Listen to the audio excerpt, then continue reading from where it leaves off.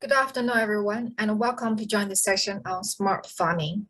Our speaker for the session is Dr. Saurabh Khatia, Deputy Director at CP Group, Thailand. Dr. Saurabh has nearly 26 years of experience for leading R&D, digital services, enterprise architecture, consulting, and program management. He has rich exposure and insight to a broad range of industries such as agriculture, retail, supply chain, medical, telecommunication, as well as insurance. Without any further ado, I'll hand over the session to Dr. Saurabh. Thank you to Infocom South Asia for having me here today to speak on smart farming technologies. Farming or agriculture is today changing on all fronts, like from source, methods to delivery, actually from farm to fork, like end to end. So nearly everyone in the middle, if you see, the whole supply chain and everything is transforming. So let's take a key clue where smart farming is adapted and where we need to find more answers to meet the needs. Okay, before we get started on technology front, so let's see where the world is moving, which was very beneficial for smart farming. So historically, we have seen that agricultural lands are fragmented, and majority of the world food supply depends on small and medium farmers. If we observe the world economic and position and control, so if you see that the total share of agriculture land against the total GDP is highest in the countries like Africa, South Asia, and some of other countries in Asia. But if you see here, is another diagram which is also very interesting. So what we see here that vis-a-vis the left side, right side, we see there is a new development in past couple of decades. There has been a large-scale land acquisition comprising roughly around 37% of the land investment worldwide, with large agri landholders have strong potential actually today to transform the overall food security, drive productivity, and actually they have a much better appetite for investments when it comes to the smart farming. And they can help in cut down the overall cost down to deliver to for the investment in adequate agri-tech solutions and bring a tangible overall benefit. So that's where it is. And if we move a bit ahead on this and try to see what are the challenges. So overall, if you map the current challenges in agricultural market, there are many actually. For example, if I talk about Thailand, I've been here last 12 years. So I've been observing closely in this marketplace that we have roughly around 2/5 of land which is covered by mountains and the hills, and steepness of which actually generally precludes the cultivation. Now, classified roughly around 58% of the mountains and the hilly regions as cultivable, of which around 19 to 25% was usable for paddy, and 28% of upland crops, and around 11% of both paddy and upland agriculture. So this is a kind of high level split which we have. But if you see, like, who owns these lands actually? These are small farmers. Now, Thailand banks really on 5G infrastructure today. If you know, we are the early adapters. And with the government and agriculture organization, FMCG organization support, our agriculture system is improving. A lot of improvement has been done already, and we have adapted a lot of technology solutions. But we need attention to in some areas. For example, like our existing agricultural model lack knowledge of right species to grow, disease, epidemiology, and even commodities as per the market needs. We are doing, there are a lot of work has to be done apart from what is being done right now. And in fact, the universities like Chula, Mahidol, and many other universities are really helping a lot right now in terms of, especially on the disease side, epidemiology, and increasing the seed quality, breeding of those, and based on the climate, what should be the right crop, which can give a better yield and better profitability. All those things are really, really important. Like when it comes from the conventional agriculture to transforming ourselves to the new one. Now, farm tech companies really need to deep dive the profile of the farmers. This is very, very important. Our typical household has around 3 hectares and staple produce of around being like rubber, coconut, fruit, or rice, something like that. And other point is soil. Like throughout most of the country, we have the low fertility, largely as a result of latching by heavy rainfall and flooding and all those things. So farmers really traditionally relied on the rain and the flood water for the crops. A smart irrigation and innovative farm irrigation solutions, like recently we tested water from air, like which is a kind of condensation technology and is a viable solution. Like we are still testing, but for some in fact produce is good to explore, as we have more than 70% of humid climate. It's a very good viable solution, and there are many more. So also, like, since Thailand isn't a large country, like shifting farmers towards the industrial farming system can really prove difficult. So the social enterprise can be a new model that could be more suitable to Thai farmers. There can be other models also, like service farming or smart farming, those things. We need like humble integrated agri input management, smart micro irrigation kind of solutions to help them.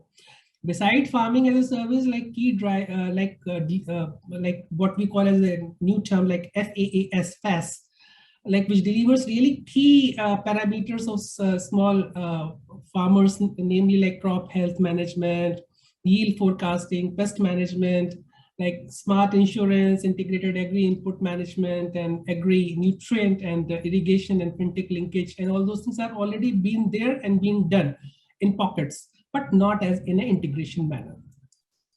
Going to the next one, like if we see here that let's have a quick view on the smart farming infrastructure. We all know about it, but it's just trying to give a like at a glance view for people who are not related to this topic. So it's it is sure that you see the connected infrastructure and IIoT has already provided not only a way better measure and control growth factors like irrigation, fertilizer. On the farm, it will change really how we view the agriculture as a entire industry. So we observe that there is a like 6-7 really key building blocks of smart farming infrastructure. Like for example, key one is like IoT, crowdsourcing soil moisture, and what we call like piezometer sensors, and the mobile app data integration with ML models, like sensor which used for the soil, water, light, humidity, temperature management, remote sensing is another point. So certainly IoT and crowdsourcing, all those things are actually really important, and these are evolving as well. We need more, I would say, remote sensor technology need to be a bit more, in fact, which could include wider needs of the fields. For example, we are looking for a good solutions around durians as well. Like so those things actually are being tested, but right now it's still into development stages. So there are a lot of things which needs to be done on the sensor side. Now we need agri-tech software that targets specific farm types of application agnostic IoT platforms, which is also very important because one size doesn't fit all, one kind of solution doesn't fit all. So we need a proper, adequate, simple integration solution. So, and we need connectivity like cellular, LoRa, etc. We need location sensing like GPS, satellite, etc. We need smart agriculture machines, drones, robotics, automation through autonomous like tractors, processing facilities like if you see drone watershed planning, higher resource of resolution of drone survey, digital elevation model actually really help in yield accurate results, like all those things. And above all, if you see that remote sensing data clubbed with the deep tech AI and ML, actually is helping to mentor field like crop zone area, crop water stress solution. Into these solutions actually is includes data analytics, AI, ML, and data pipeline for the downstream. Now, AI-based weather forecast, we have already seen weather stations assemble for forecast with the micro level grid to ensure data granularity for true to ground data sources. So all those things. Now, armed with all such tools, and farmers are really expected to take benefit, like monitor fields and make strategic decisions for whole farms or for a single plant crop cycle. But if you see like smart farming as a whole follows like cycles like observation, diagnostics, decision, and action, which is standard for any kind of smart predictive model. But at the same time, smart agriculture application are started to move from when it moves to the cloud. It actually is aiming to deliver benefit in data access, synchronization, storage applications such as, now there's a new application called BRT. I'll talk about it a bit later. Livestock monitoring, mobile payment trading, farmers helpline providing huge advantage benefits of telecom providers. So now we see a huge addressable market for telecom providers like us also. Like we use for like LTE, 5G, MBB, NB1, and MB2, M1 category, like 5G technologies, which we are like are very useful for enabling smart farming. Now, beside for the remote areas, telecom services and collaboration like LPWA providers in order to provide low cost, ubiquitous, wide area connectivity is also very important. Now that can actually help covering the remotest part where the operation failed to reach, for mainstream connectivity. So that's where it is. So let's move to the next one quickly, is on what Asia needs. Now, Asia actually needs few of the key things. Like if I talk about, if I take Thailand as a model. So like certainly satellite for agriculture, we really are doing a lot on this side, but we really need more work also to be done to identify in terms of micro, in fact, agriculture and many other areas where we do the weather prediction and right kind of crop sensing, what should be done. So they identify minerals within the soil or land or whatever, if the area can be utilized, like some is not non-cultivable area, what we should do about it.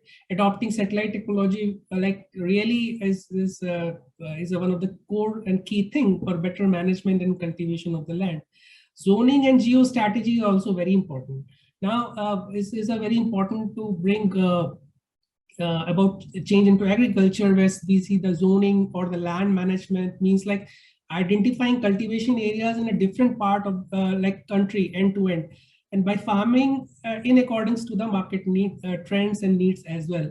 For example, I'll tell you, coconuts are very popular product in the China market now, and will actually really need increase farm land accordingly, and that can be done by the zoning and geo strategy if we have adequate solutions to actually provide recommendations. Third is the water side of it. Like water, as I already told in the previous slide, this is one of the key thing. Because Thailand is more than 30% of rice producer and one of the world's largest producer of the rice. So water is and management, IoT really can help provide solutions with this kind of problems. Smart irrigation, we need to see what we need to do on that. So the solution should be tested at the ground level realities. Next is actually high quality seed and soils. Now, unlike a new mega farming methods that require mass cultivation area, there is a strong role of data and AI in agriculture harvesting, smart seeds and machine learning for smart seed selections. Very important. So I'll come a bit later on that as well to throw a light if I have time. Next is traceability. I think we all know about it. Today is a very important need, like all key crops like durian and many other things, like we need to actually trace end to end for high quality products that is environmental friendly, do not violate any kind of human rights, especially on the livestock side.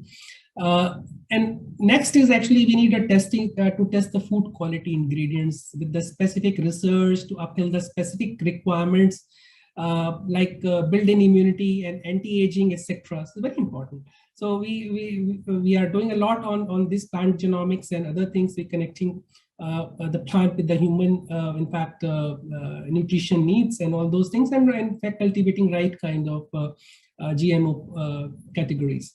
Now, so next is actually, if you see, World Economic Forum has already anticipated the measure to be taken for effective sustainable use of land, as well as precision indoor urban agriculture formats are being actually introduced. So those things are actually certainly at the world level. There are a lot of in fact initiatives are on.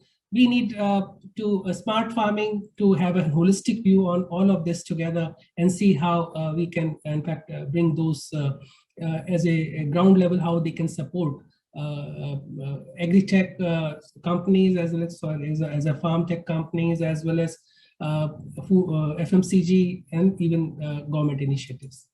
Next is actually, I think I'll not spend much time on this slide, but quickly, like one thing that there is a lot of shift beyond smartness in the farmland itself. So for example, like predictive agriculture, we already are doing like a lot of camera technologies, indoor rail inside the greenhouse, vision, data capture, those things have been done. Is very important.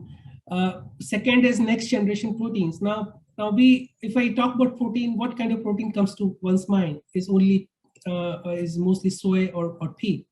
But beyond that, we need to see that when we need to feed more than 10 billion population by 2022, we need more alternatives to the protein.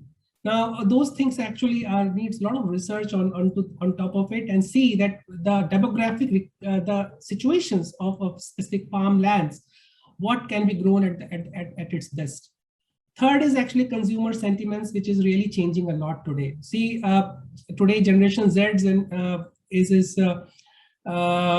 committed to sustainable, organic, and locally sourced food, and they are actually want to pay premium for a better food. So in the field, sensors, autonomous machines, and management softwares really are helping farmers to track everything that happens on the farm, and can help produce high yield at the same more amount of acreage. But at the same time, we need to see how we improve the quality as per the end consumer needs. Now, next is sustainable packaging. I think there's a lot of things that have been done, like where we have a biodegradable things, like so those things needs to be taken care of. Next is like process and GMO and genetic inheritance, which actually allows farmers to breed to improve food security by increasing both yield and nutritive qualities of the crops, varieties, and livestock breeds, which need strengthened. Last but not the least is actually novel farming techniques, which needs data-driven approach, like example like indoor and vertical farming, which uses LED lighting, sensors, and automation to effectively stack the indoor on top of another. But we need to see how we make it more sustainable and include maximum crop to the indoors, and also reduce the cost structure as well. Currently, they are not viable for marketplace when it compares between the thing produced from the actual farms versus produced from the indoor farms. Next is actually, let's quickly see on the robotics side. Like developing autonomous vehicles technologies in agriculture sector.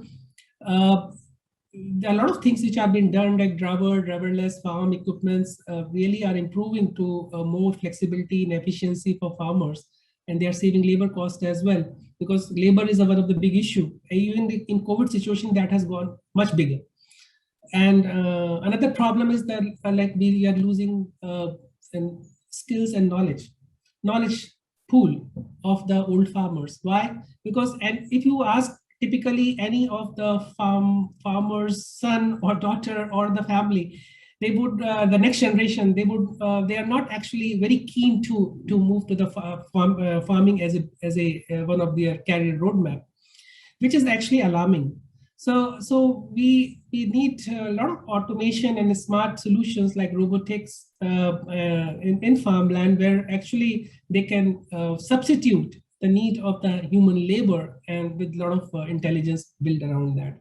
Now, small mobile sensors such as like asset trackers, trackers, they are already there, and they're likely to continue to use of high latency technologies like LPWAN. They are used 5G. Also is enabling autonomous vehicles. They have a very good solution with more powerful onboard computers to send the receive larger ultra low latency data streams, and it can include a lot of data streams like video and heavy packets as well. Now, beside automate several labor intensive aspects of the farming, including weeding, seeding, and harvesting, they have like really help in agrochemical use in a targeted manner as well. Like first generation of agriculture robots broadly covered three main tasks, like eliminating weeds or monitoring pests, or or the diseases. Also the harvesting specialized crops like berries, vegetables, those things they can also do. But so there is a limitation as well. Like when we talk about Thailand demography, if I again come back to durian, we need in fact smart robotics for the durians as well. But these are not yet in the marketplace today. And there are other crops as well. We talk about pumpkin, we talk about watermelon, and many other things. Now, beside, if you see all good things, we observe that local conditions, in fact, are unpredictable terrain and all those things are there, which needs to actually see that how robotics can really help in fact eliminating all those things, because there is a limitation how robotics can be used in they need a proper plain ground and other things. But one thing which we have already seen, that robotics has really helped in the milking industry. So cow milking is one of the very strong adapter for the robotics. So almost like Europe, 33% of cow milking is done by the robotic solutions. So quickly move to the next drone. I think we know it is quite a mature solution. Why? Because where we don't have robotics, ground machines, we can use drone for a lot of data collection. So this is one of the key things. Now, if we see drone like UAV drones provide really a lot of live data, range from like multi-spectral data, NIR, LIDR, from in-depth analysis of crop health, inventory management, etc. that can be done. So, I think I think there is a time constraint after this, but I will move quickly. Now, if we see that now all this data when we collect together, we know that apart from all farm dashboarding, normal dashboarding to showcase data in a beautiful, measurable way, we use AI ML in many agriculture functions, from like right kind of seeds, right kind of area, smart irrigation, predictive analytics, diagnosing the soil defects, production forecasting using the weather condition, weed detection, water treatment. So all those things like these recommender systems, which AI-driven recommender systems, as well as analyzing market demands, forecasting price of the crops, and determining the optimal time for the sowing and harvesting really are the key things. So, for example, like I mentioned here that we realize in Thailand, like phenotyping of farm scouting and forecasting based on satellite imagery is actually quite adaptable here. Now, drone recognition of the weeds and the spray selection in the real time is very important. Now, there is, so those things they need to be taken care of. Farm point capture and prediction in the area which is involving like a lot of things actually, like cloud and ML power data device or service drone application for the much higher yield. Overall, the requirement is more than non-invasive, more on non-invasive technology as compared to invasive technology. Like for example, SAP data, where SAP data is for the water. Now, what happens that every plant actually, if we have a proper SAP calculation, we know how much water a plant needs. So farm sensor data processing with KPI-driven analytics is really key for overall such developments. Let's quickly move to the next one. Yeah, I think this part I'll not touch more, but one thing which I would like to tell you that there are, when it comes to complete stack of at a glance view of agriculture automation, three key things are there here. So these are different bullet points where I see a lot of solutions which are in place, but three key things like agriculture, digitalization, and production encompassing with much of the IoT, robotics, and automation and remote sensing activity, which we talked about. Planning and farm management is the second area, which intersects across the digital agronomy, resource management. Third is on the market access and financing side. Like tools, technologies using the farmers, farm managers, crop buyers to access the market and financing. But we face a lot of issue of the limited data availability and quality, tempering long-awaited mass market adaptation, which is really important because see, again, I'll come back to the integration aspect of it. Though there are few big incumbent players building data platforms to have the scale to deal with these challenges, but we have seen that like IT leaders like Microsoft, they have the FarmBeats platform. Google has its own like computational agriculture platform. So, but where is the gap? We yet to see the business model mature, which are still there in infancy stage. The appetite is curious for funding substantial infrastructure investment with an unclear timeline to adaptation or profitability. Second, actually, a market has yet to commit to common service framework.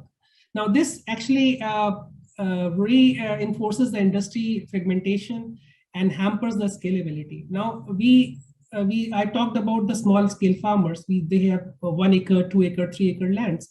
Now, if you see like 80% of, as a data, like last year's data, 80% of the world food supply is dependent on these small scale farmers. Now, we have to think on those directions.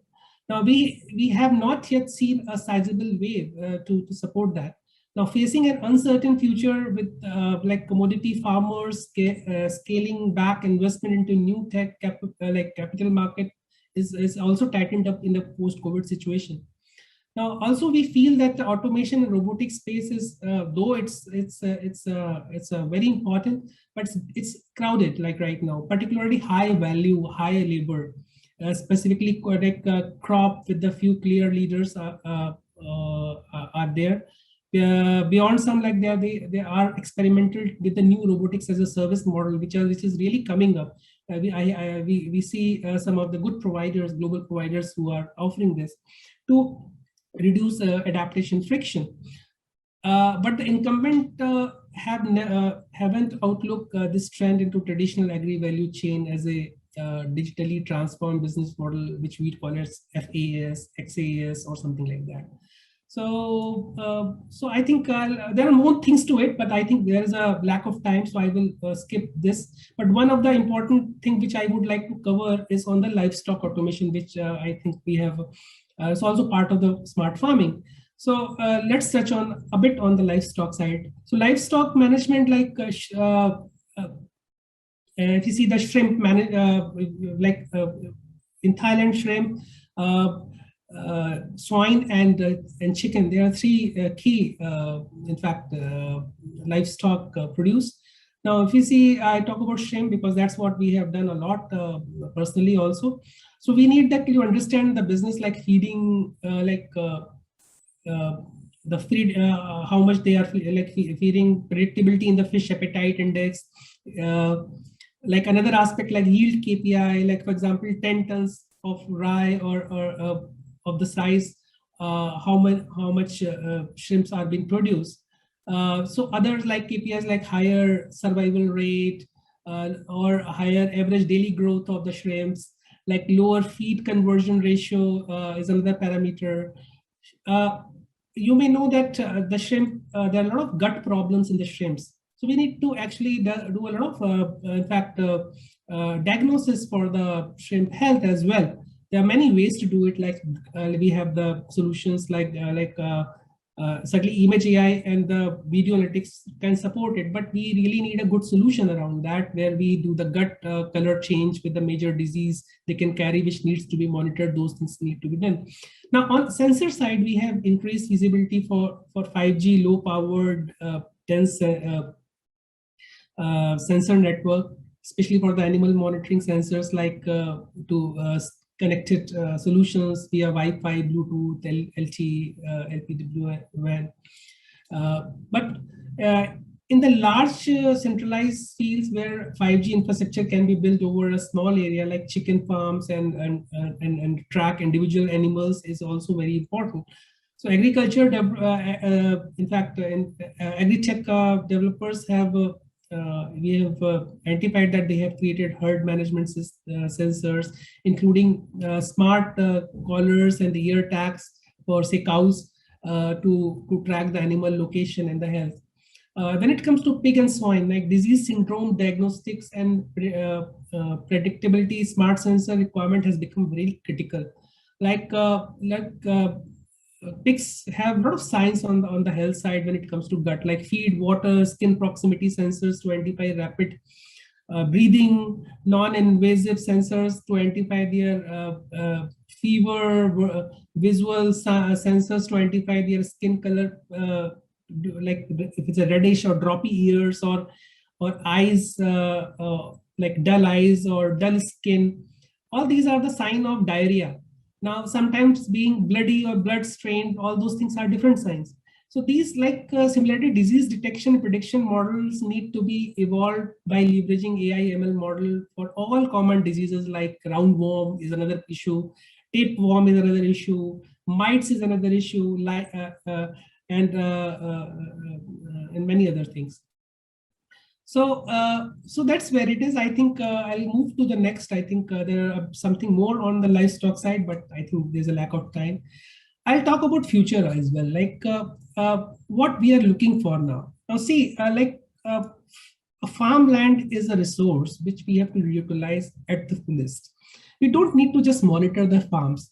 I was talking about VRT. What exactly VRT stands for here? This is what future is all about. Like many farm, particularly in the West, we see they use this technology, variable rate technology approach, where the field is divided into series of patches, where each patch is treated as differently according to what farm data analytics dictates. Means that we can dictate plant by plant as well in terms of their health and the needs.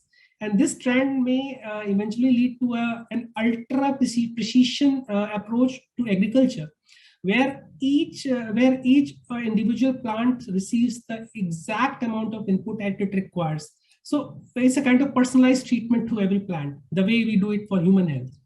So that's the future actually of the smart farming, and we have to see how smart farming as a technology can actually achieve it and can help as an integrated model. I think I'll skip some of these things because I have put in some of the challenges which are yet to solve, which I think we can work on those lines. For example, let me take one of example.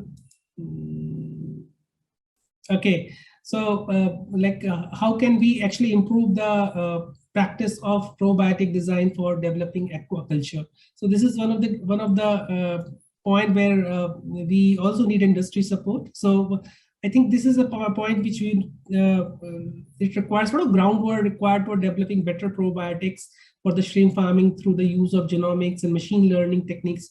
So the researchers community in the agri-tech sectors, they can collaborate with the scientists and the shrimp producers to develop and improve probiotics.